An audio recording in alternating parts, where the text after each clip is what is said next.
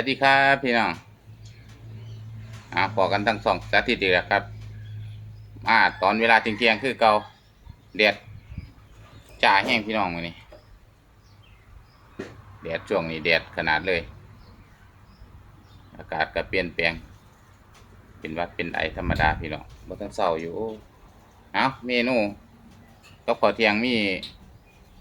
น้ำตกพี่น้องน้ำตกเนื้อ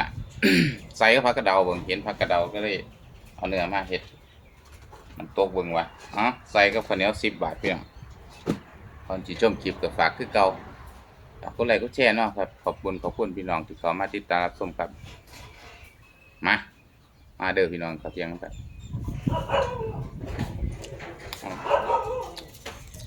พักอันนี้วะพักกระเดาพี่น้อง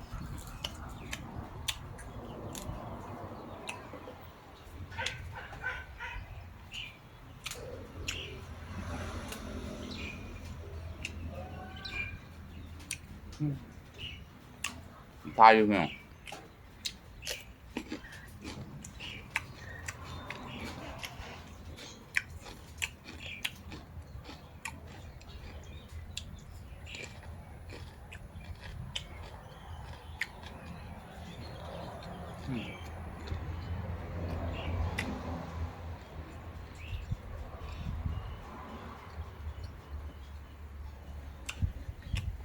พ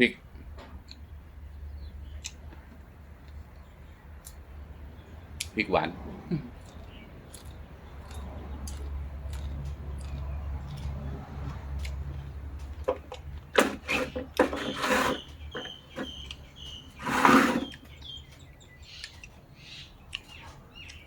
ภาพดีย้อนแจ้งนิดหน่อยครับ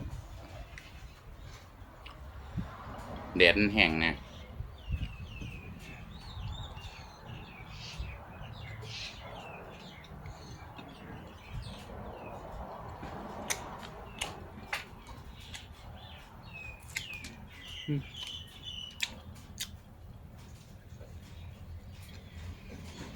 มันดี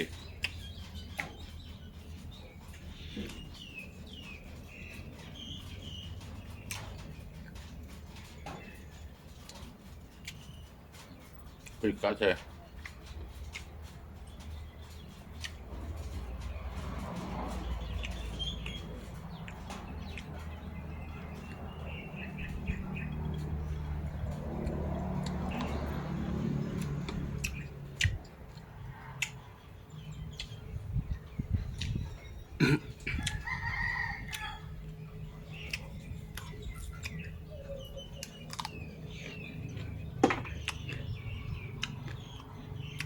เสือปอดเนี่ย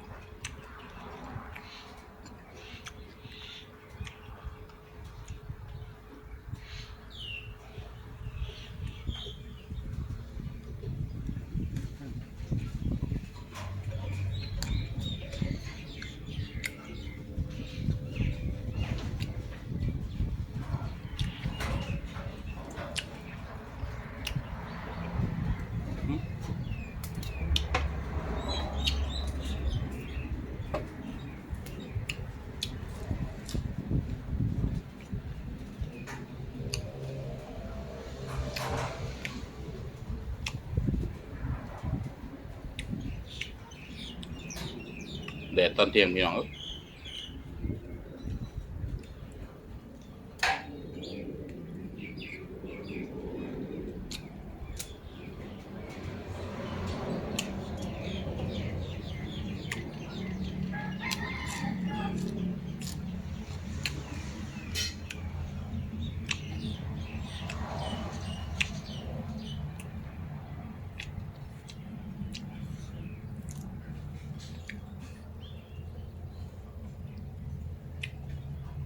เขาก็พักกระเดาผมเจอก่อน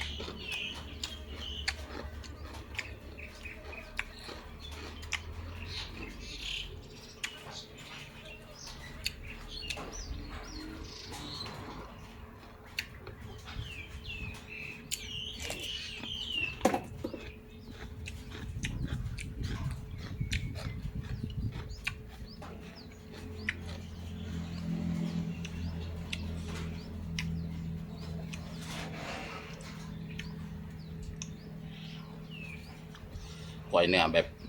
พงๆเลยพี่น้องน้ำตก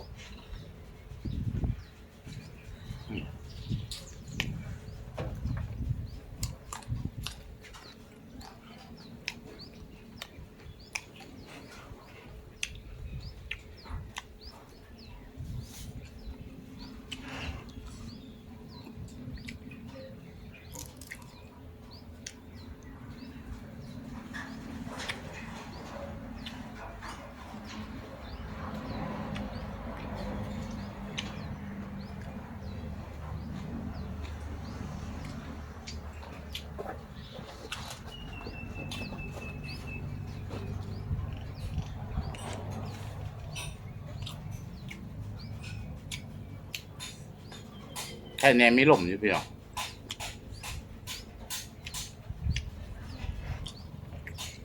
ผมก็มีแต่หมองนี้ทำหรอกไปทางอื่นเขาก็จมหอนอยู่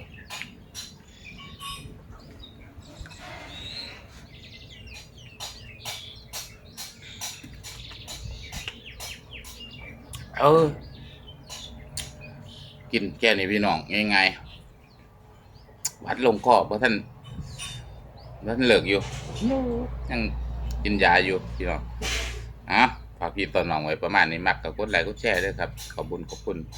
พี่น้องที่เขามาติดตามรับชมอีกเทื่อเนาะครับเนาะคลิปนี้ไว้สำหรับพี่น้องคลิปหน้าพบกันใหม่คือเก่าสวัสดีครับ